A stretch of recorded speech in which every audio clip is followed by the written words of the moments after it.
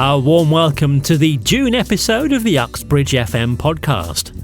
Lots of interesting people this month from our local area.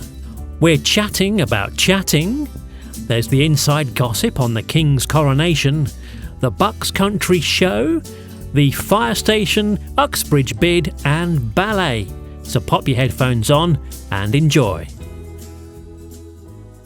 We are with Nancy Rawlings, who is the External Engagement Manager at Brunel University. We've come to the pavilions to talk to Nancy about a new scheme called Happy to Chat. Hello, Nancy. Hi, hello. Now, tell us a bit more about this Happy to Chat scheme. What's it all about?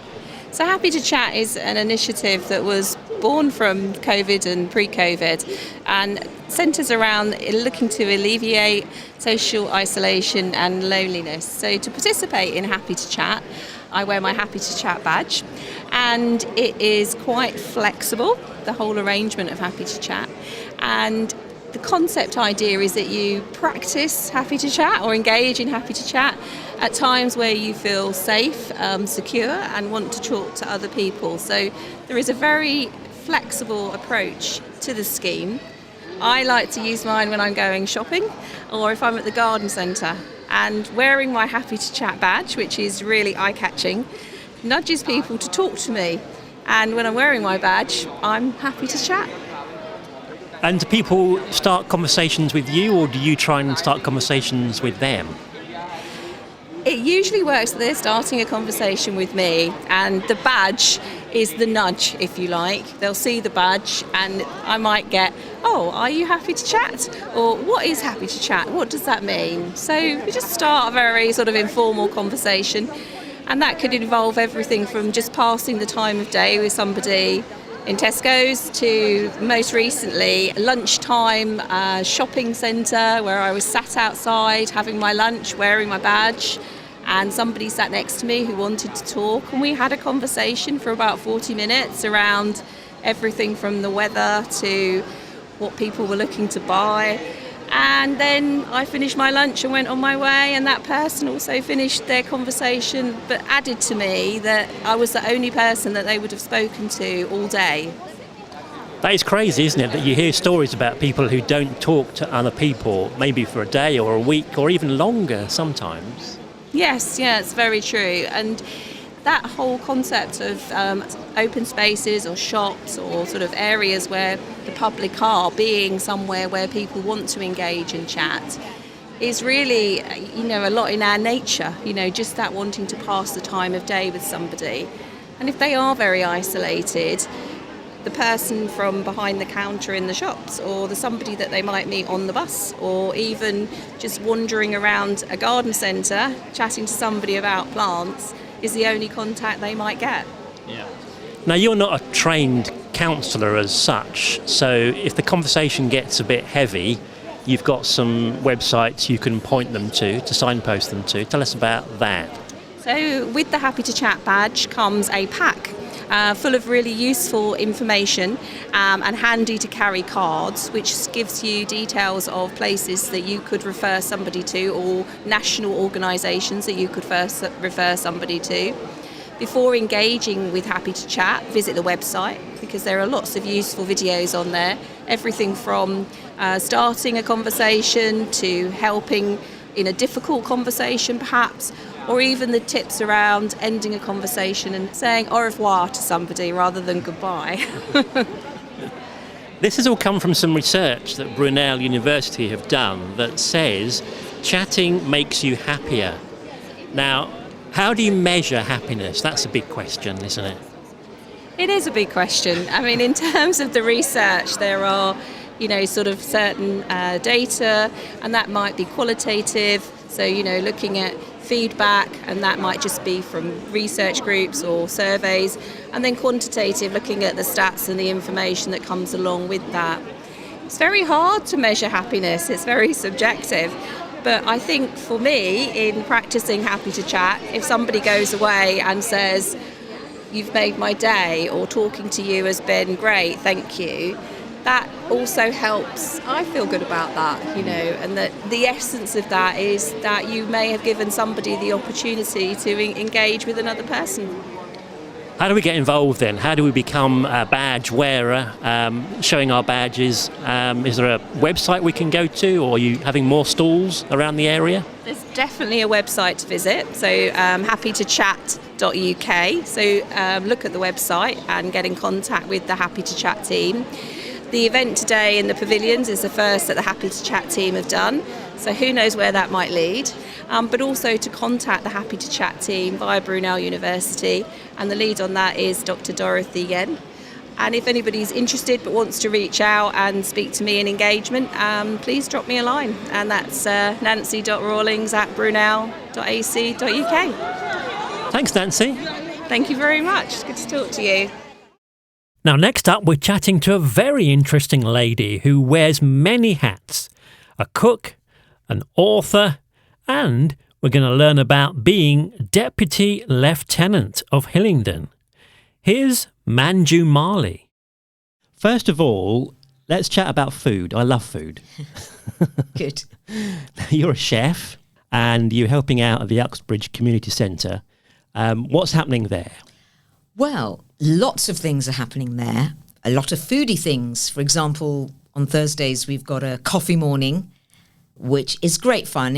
It engages communities, brings people out of their comfort zones and their homes to chat to one another, really, and share recipes, share food as well.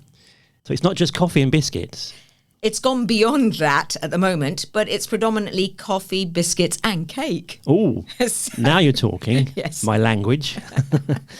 And is this free, or how does it work? Yes, you just walk in. Oh my goodness. It would be great to book if you wanted to, because it's getting a little busy. I bet. It's open to everyone because the capacity is about 40 people. You helped during lockdown people with meal preparation and that sort of thing. Tell us a bit more about that. Well, before the pandemic, I was helping various charities with their cooking classes. For example, Open Age in West London offers classes like a school for people over the age of 50. There were computer classes, there was yoga classes and cooking classes. So we used to go to the venues, teach people how to cook, have a meal, and then all go home. But then lockdown happened and all that stopped. And a lot of the community members, especially the older members of the community, were feeling really isolated and on their own, not feeling very well either. Some did contract COVID, some sadly did pass away. But Open Age felt they needed to be there for them still. So we set up online cooking classes, Zoom classes, conference call cooking, which was really popular, where we'd all, ring up at a certain time and talk to one another about food and also about other things. So it was engaging with people because some of them didn't even go out for weeks on end and ate tinned food. So I'd check up on them. As a result of that, I was awarded an Empire Medal by the Queen at the time. And of course, the ceremony was very limited because of COVID and everything still going on. And I'm back teaching people how to cook at various venues, at various charities. And you've written 6 cookbooks. You brought one in today, Easy Indian Cookbook, and we're giving that away as a prize. We'll think of some competition or something, I'm sure. Now, something else that happened, you got appointed, is the word, as a Deputy Lieutenant. Yes. In London. Yes. Now, I'm a bit confused about this because there's these... The Lord Lieutenant is somebody in London who's obviously quite important. Yes, he is.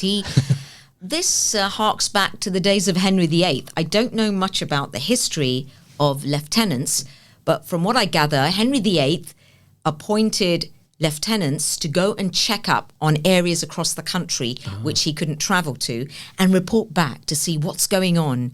Are the communities happy? Are they happy with me? That sort of thing. Any monasteries to raid? Absolutely. But of course, that role changed. Yes. But the lieutenancy continued across the country with every monarch. We were answerable kind of to the Queen to uphold the values of the Queen, the late Queen. But now it's the King, King Charles III. But of course, we answer to the Lord Lieutenant, who will then report back to King Charles to see what's going on. So you're the sort of spokesperson for Hillingdon, as it were? Absolutely, yes. I'm the eyes and the ears of the monarch and checking up on what's going on in my borough, London Borough of Hillingdon. So it's not a paid post, it's a voluntary post. And what sort of things have you had to report back on? Well, I had to check up on the police. That's one section to see what's going on. So I do catch up with the chief superintendent. Oh, I see. Yeah. So we do, serious things as well. It's not fun and games, but it's just how various sections and organisations such as the police, hospitals, NHS, churches, mosques, temples engage with the communities. So in a way, it's building bridges and finding out what's going on. Yeah. So that at the end of the year, I'll have a little mini report which will be given to the king. And can then things happen as a result of that? Is there sort of money available from the Lord Lieutenant, do you think, to put into various community funds? Well, what I can do is, I'm not a fundraiser. We're not fundraisers, but we can connect communities and charities with relevant people, possibly, who may be able to help. Like, for example, there's one charity who said we need food for our coffee mornings. So I said, yes, there's a fairshare.org situation where you can collect food if you fill in these forms. Yeah. And then they get collections. And there's no waste as well, because it all goes to landfill. But it's all edible. The food is edible. Yeah. But, supermarkets may have to get rid of the food to bring in fresh produce to sell. But stuff they cannot sell, we can share or freeze it immediately. Yeah, that's a great scheme, isn't it? As part of being the Deputy Lieutenant, you got invited to the coronation. Well, it was because of the Empire Medal.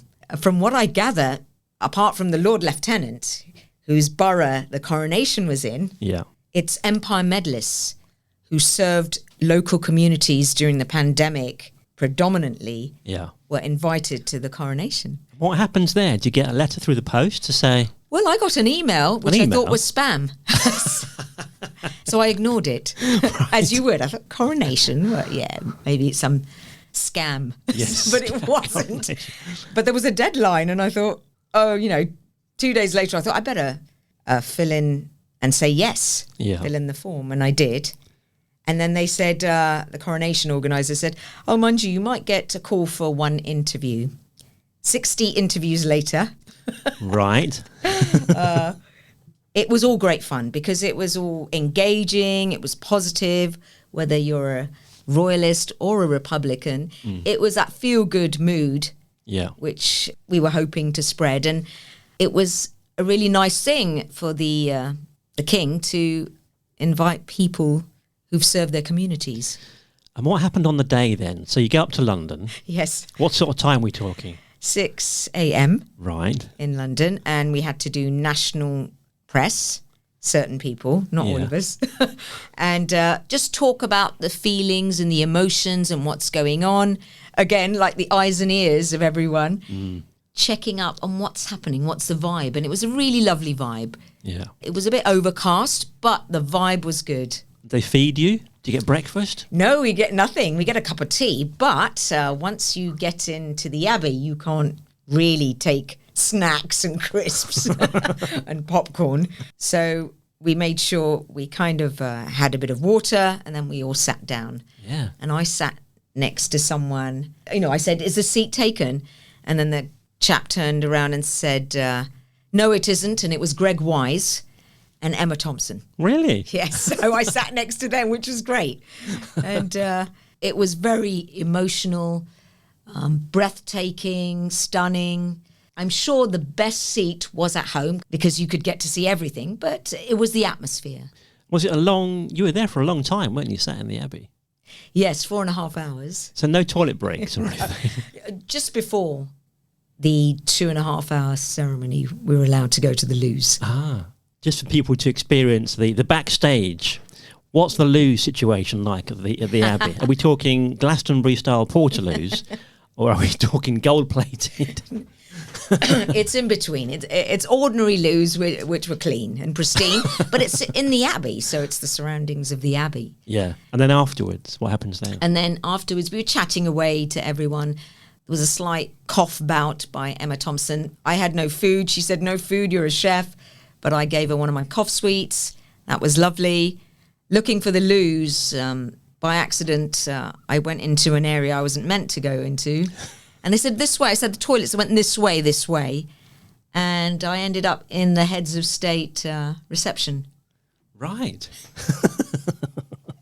which is absolutely... I thought, I need a toilet, because there must have been queues at the Abbey afterwards. Yeah. So, but it was lovely. You know, there were all the kings and the queens from across the world and dignitaries. I had a canapé and some water. And then I said, I better go. And they went, no, this way, your carriage awaits. And I thought, no, I'm walking. They went, no, you can't walk. I said, it's fine. Because then they must have thought I was some Indian minister or something, because I'm of Indian origin. But it was all great fun. It was lovely. And then I went to the International Press Bank, which was amazing, absolutely stunning. Yeah. For NBC News. So there was all this going on. So I must have got home for about 5 p.m. Goodness me. That was a great day. It was amazing. And you can't bring your phone in and everything for pictures and things, can you? You can't, but I did take a few, which I might share with you.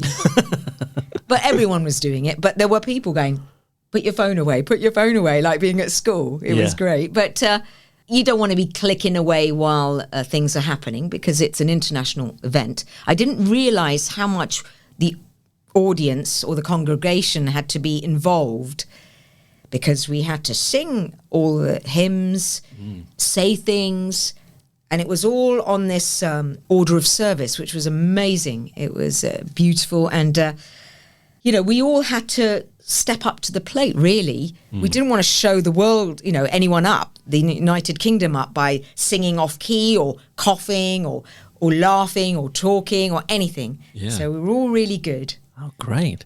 What a great day, and one to remember. Definitely. You've got souvenirs, I guess. You kept the order of service, I assume. Yes, the order of service. I was sent an invite through the post in the end, which is beautiful. It's a card with my name on it, with all the sort of wildflowers that King Charles III enjoys. Yeah. It was a good day. It was really wild. And my friend, because I don't have thousands of pounds to spend on an outfit, it was dress code was day dress, whatever that means. Day dress. So I had to Google, but then, of course, it came out with wedding dresses. I thought if I Google coronation, it might help. But that was in the 50s, and there wasn't really any day dress or dress code then. So I was getting coronation chicken recipes. Yeah. So in the end, I got my friend to do sort of a humble but lovely outfit made out of cotton in royal blue. Oh, wow. You do have a Twitter and Instagram, the Real Manju, Manju. I guess that's all food related. You're a chef. Yes, predominantly, yes. What sort of other things do you get up to as a food consultant? What we do sometimes is we test out spices and spice blends for companies. And these companies take it very seriously, their spice blends. So they'll ship spice blends from around the world to test out. So I reckon, for example, we've made the best chana masala spice blend to make a chickpea curry. Yeah. So we test all these spices out. So I have to prepare the food, and then the food companies, for example, go, that's nice. Oh, is that with that blend? No, that's no good. Not sort of commenting on my quality of cooking, but on the spice blend and if it works with other ingredients. So that's what I do. And do we sort of tame down the spices for the UK market, or would it be as strong as an Indian spice? Well, the British palate has got really more refined now, so they expect spice blends to be quite chili hot sometimes, or to adhere to the way Indians in India would cook. So yes, I think I'm right in saying that the curry has usurped fish and chips now as the most popular dish in the UK. Yes, it has. I don't know why, but people love spice and it's very addictive. And the flavours are so different. And fish and chips are delicious as well. Of course. But then sometimes you have curry sauce with your fish and chips. So yeah. The trend, I suppose, is that people are doing more deliveries, aren't they? So you're not seeing the chef who makes your food. You're just receiving the food. I imagine if the trend continues, it's a bit difficult for a chef because you're not interacting with the customers. Absolutely, absolutely. The industry went downhill during the pandemic. But now the issue is People have got so comfortable sitting at home ordering takeout to take in. You think, well, why bother spending lots of money in a restaurant, the atmosphere and everything? And also there's a shortage of chefs as well. So it's thriving, but it's tough. It's a bit of a struggle still. So once again, we've got the Uxbridge Community Centre. What time's that on a Thursday? It's 10:30 till 12:30. Yeah. You just pop in and say, I've come to have a cup of tea or a coffee and some biscuits or something. But it's more about engaging with communities, touching base, and they run lots of other courses there as well. It's all good fun, and it's trying to bring the community spirit going, because lately there's been a lot of divisive issues happening. And at the end of the day, we're all kind of in it together. The cost of living crisis, which is the key thing that needs to be dealt with. Yeah. So we're trying to ride the storm, all of us, by, little things like this. It's not going to fix anything, but it might make you feel better. Yeah, well, congratulations on doing that for the community. And Thank you. I'm sure there'll be queues out the door if you're offering free cake on a Thursday. Well, yeah. I'll be down there straight away. Maybe we should charge. But, people do give donations. You don't have to. Yep. Even 20 pence helps, that sort of thing. Yeah. Well, that's great. And we'll put a little thing on Twitter and give away the cookbook. Maybe we'll do a question and a little draw. That's your cookbook, Easy Indian Cookbook. And one of 6. Yes, yeah. There is. There was one that came out, but I haven't got a copy with me, called The Seasoned Foodie, which was immune boosting recipes. It's quite a cheap book, and it's just easy recipes and salad dressings to encourage people to eat more salad, for example. Once again, I'll give you out your social media, which is Twitter, The Real Manju, and also Instagram, The Real Manju. Thanks for coming in, Manju, and chatting about all those foodie things. Yes. And your role as Deputy Lieutenant, which you explained a bit more about that, which is good. I was a bit confused.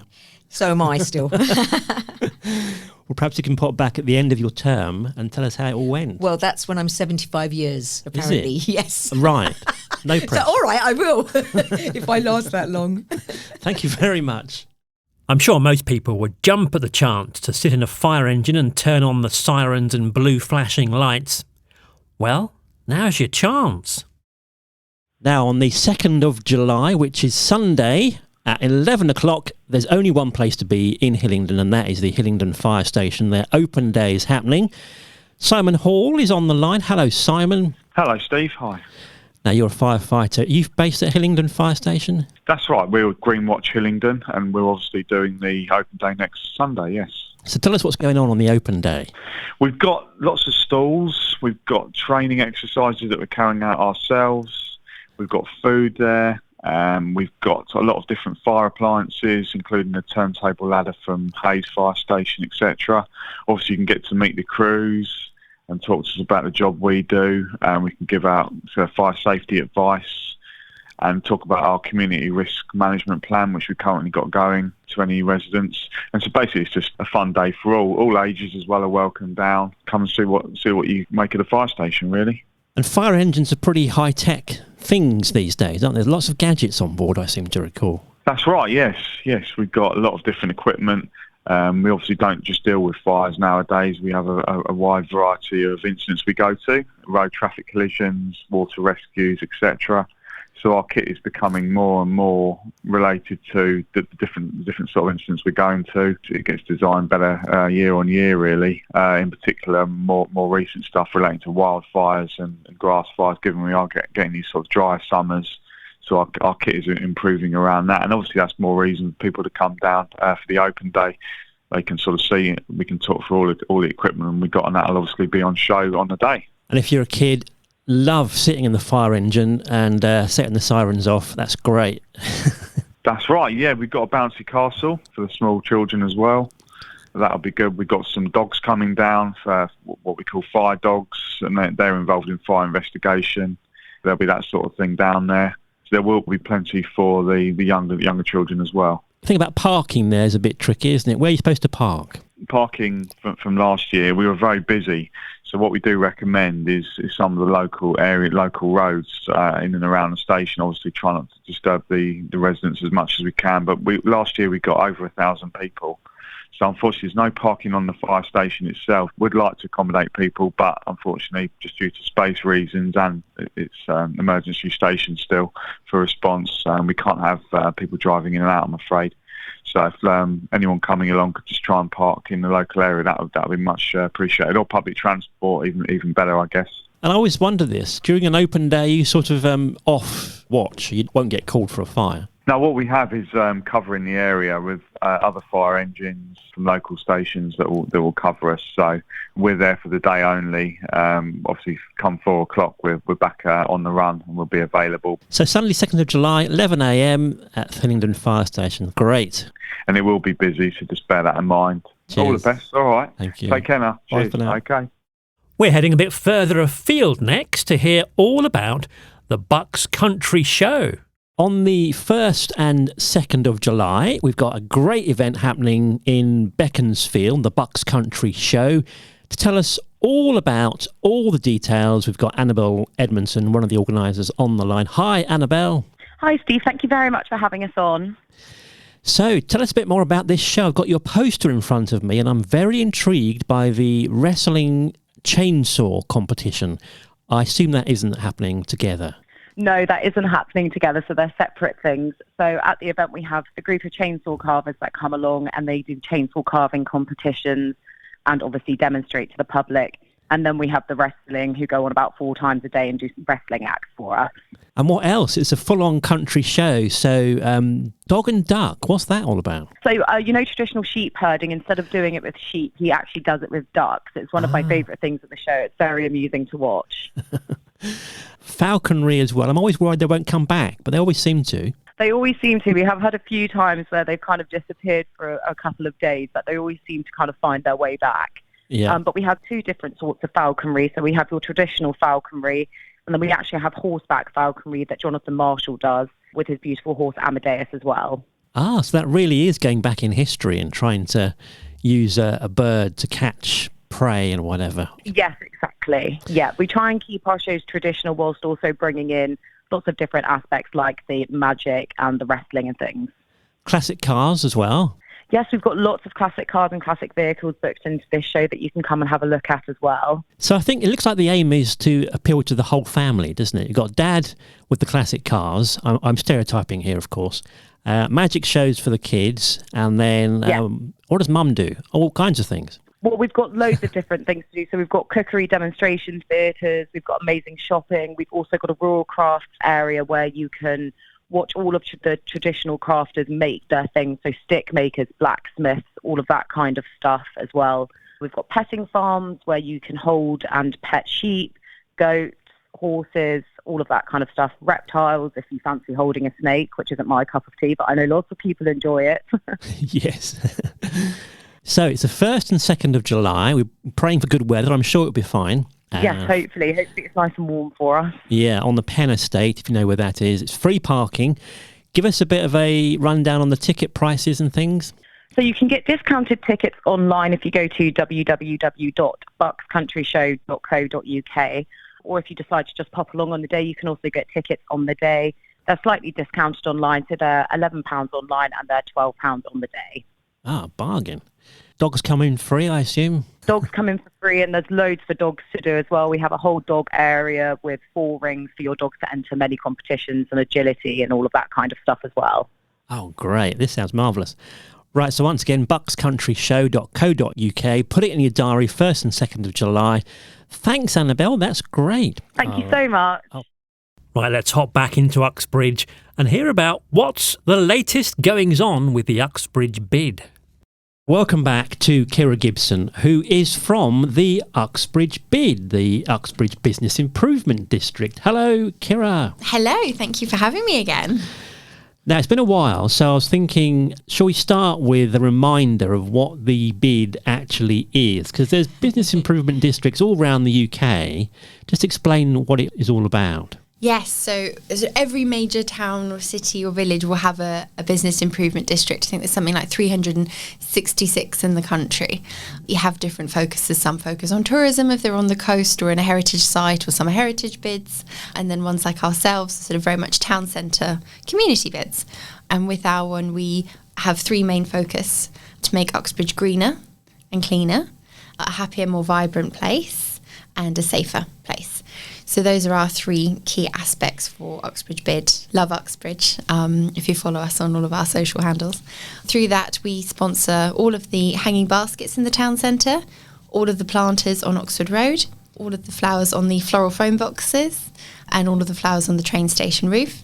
You'll quite often see myself and BID manager Mike washing graffiti off of the walls, or we've just got a jet washer to start cleaning the floors, or we'll always be doing something up a ladder, putting up bunting, just to make it nicer and cleaner. And we work closely with the amazing team from Hillingdon Council, who are fantastic. Their street cleaners are so wonderful, and lovely, lovely group of guys, and always very happy to accommodate when we need extra things.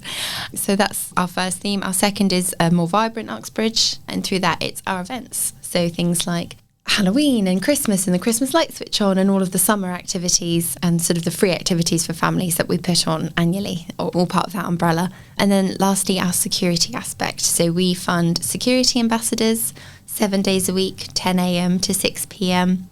and night security as well on Friday and Saturday nights between 10 p.m. and 3 a.m. And our amazing collection of boys are fantastic, and they patrol the high street. They deal with low levels of ASB, shop theft, sort of whatever occurs. They'll quite often be helping somebody find a phone or lost cats. It just depends on the day. But they're sort of really the heart of the community in that sense. And we're really lucky that we have a great town centre and we don't have a lot of issues. But we're a town centre in a London suburb, so things do arise on occasion, and they handle it incredibly well. And I know that both the shops and the retailers couldn't be without them, and members of the public too. So it's quite a small team that run the BID, isn't it? Yes, it is. So it's myself as a marketing events manager, and Mike, our BID manager, and Amanda, who's our administrator assistant. We have a team of 6 security ambassadors on the day and 3 on the night, all on rotation. Yeah. And it's funded by a little slice of the corporate rates in the town. Well, it's funded by the businesses within the town centre. So if your rateable value is over £15,000, you pay into a levy. And that levy is then all amalgamated in one pot, and everything we do goes back into the town. So all the money raised goes back into Uxbridge to make it a better place to live, work and socialise. Yeah. Every few years, everybody can vote on what we do with the themes and where the money goes. And we went to ballot last year, and we were very gratefully very successful. And we got in by sort of 97%, which was fantastic. Wow. On rateable value, which was very exciting for us. And the businesses will just come and tell us. I will continually walk up and down the high street, and you'll often see Mike repatriating M&S trolleys, and they'll just come and tell us. They'll say, we really think this will work, or this will work, or we need this, and if it's in our power to do it, we'll always do it. And I love it when people come and give me the suggestions and ideas and stuff, because despite walking up and down this high street a lot on a daily basis, we're not in it 100% of the time, because no one ever is. So I like it when the businesses come up and say, actually, we really think this could work, or have you considered? And some of the ideas I'd love to do, and just we couldn't. We'd love to bring in a race course, like go-karts or something in the town centre. Sadly, I don't think we could do that, but we'd love it. But lots of ideas. My next one is a giant slip and slide. I'm determined to bring in a slip and slide. Right. Yeah. Slip and slide, how does that work? You have literally a giant sort of inflatable slip and slide, and you start at one end and go on the other, but I just need a bit of an incline. We haven't got enough of an incline, so I'm determined to find a good location within the town centre for it. Sometimes, of course, it doesn't need much money to improve a little area, does it? No. There's a little area of bins that might need tidying up, or something with some nice rails around them or whatever. Well, that was a really good one with our window art. Last year we had, I think it was 32 businesses who participated in the window art, and we have our lovely Love Uxbridge artist, Alessandra, coming back. And I think we've got 8 new businesses that are participating this year, so we'll just have a little bit of the window art to just brighten things up a little bit. And hopefully for Christmas she'll come back in and we can go full on Christmassy. Yeah. So it's quite a small area. It's just the centre of Uxbridge that you look after, isn't it? Yes, and Andrew's roundabout to the Swan and Bottle at the end of the Hillingdon sort of boundary line, and then Marjack's roundabout to Sainsbury's. Yeah. So whatever we do has to benefit that immediate area and the businesses that are in it. Yeah. And so it's in all our best interest to have a wide range of shops. We're constantly pushing and fighting for more shops. Ladies, every time you say we need a Zara, I hear you and I'm with you. We do need a Zara. And all those sorts of things, we need the restaurants and, all the pubs and the bars, and it makes a difference. Apart from Zara, any more suggestions that people make to you regularly? Because I think one of those recycling shops where you can get your olive oils and your pasta, you bring your Tupperware container, and they obviously got massive quantities in catering sizes, and you can top up. They work in other places. They do. Well, if you have anyone who knows of it, and we have an empty unit somewhere, it's always good to do a pop-up and see how it goes. Yeah. Lush tends to be a big one. Oh, yes. Yeah, Lush. And more things to kind of do. We need things to do. Life is fun and amazing, and it's wonderful to go out and be able to share it with other people and to be involved in things. And, so to have interactive things, Doom Battle Bar or something, or an escape room, or something different, but like Putt Shack or something, that would just be a really lovely addition to our town centre. And we keep hearing rumours about Debenhams, don't we? But nothing firm yet, as you know. No, not as far as I know. And how much of the town centre is affected by Brunel University, do you think? Obviously, there's a massive influx of students during term time, and then nothing during the summer holidays. Do the shops see that as? I think, for the students, it's like any university campus. They are set out now to be very self-sufficient. That model sort of started very much in the States and, has now come across to the UK. And I think the university is, you want your students there because then they're studying, hopefully. Yeah, hopefully.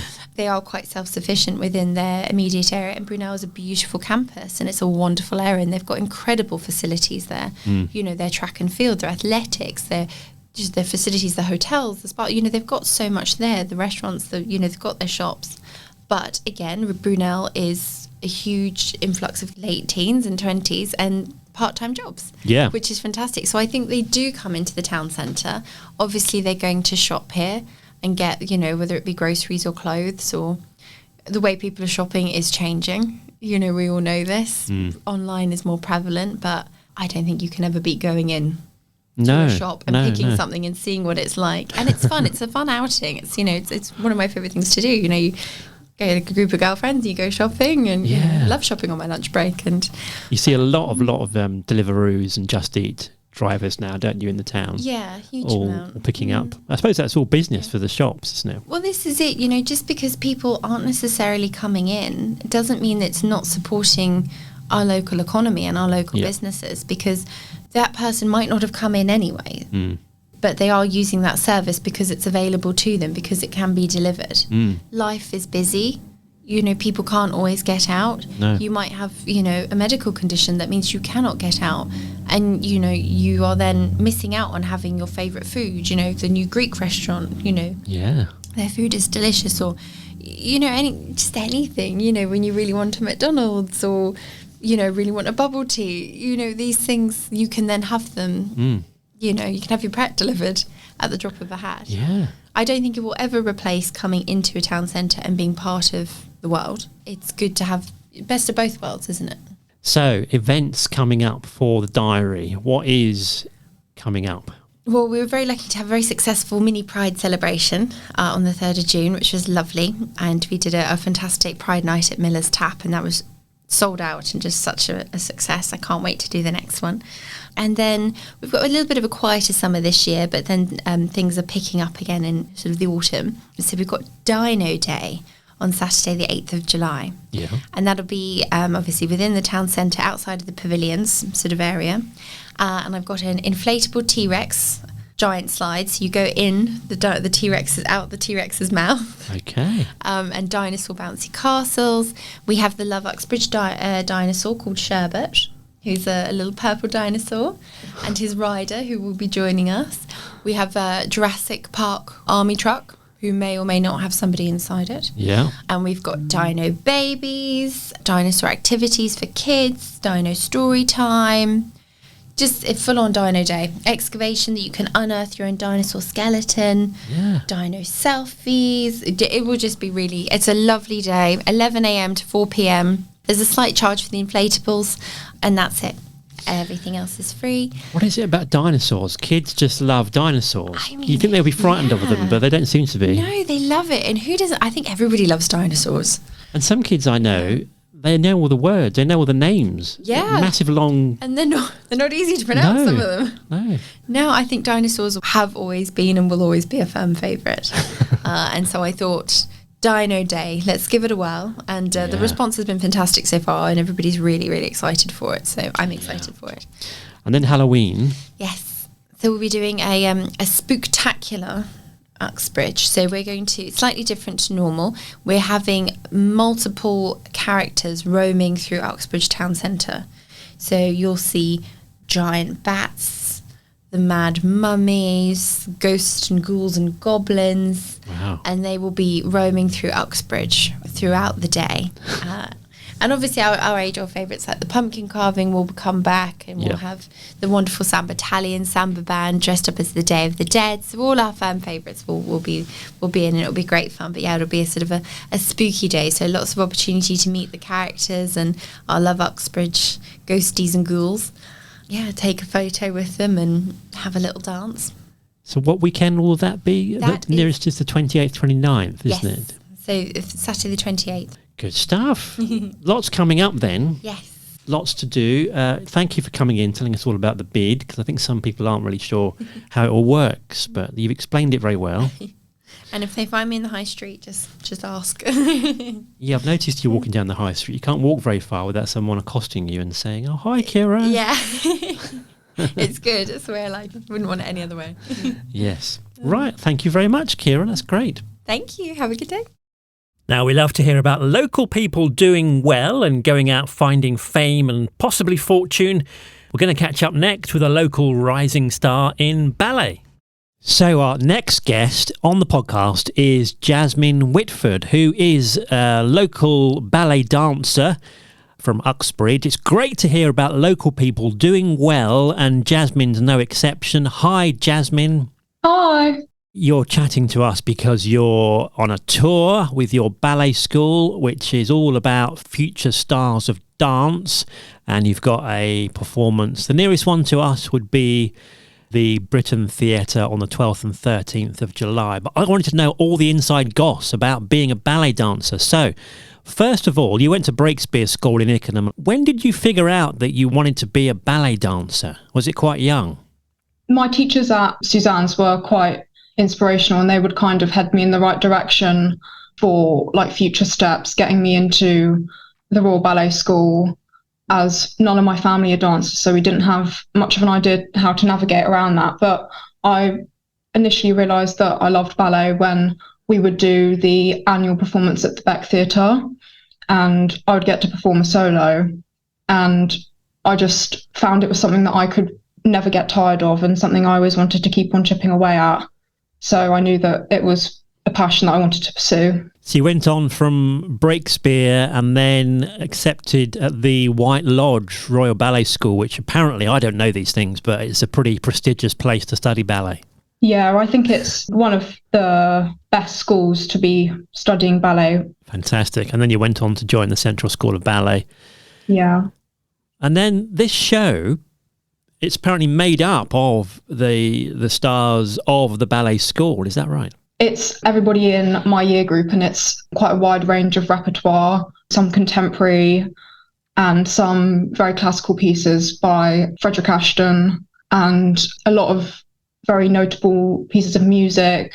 And some pieces are from quite a long time ago, and some of them are new commissions on my year group. I think 6 pieces in total, and it runs for like about an hour, and it's a really good range of stuff for maybe young dancers who want to open their eyes to new things and see quite a wide range of stuff. So would it be a good show to go to if you've not perhaps been to a ballet before and you want an introduction to what ballet is all about?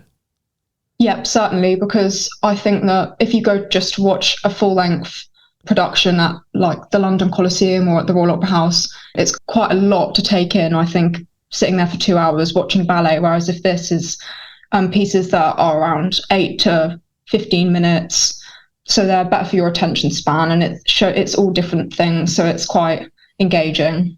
Now, What's the life of a ballet dancer like? I mean, obviously you do ballet throughout the day, I guess, but I mean, get up, have breakfast, and then what happens?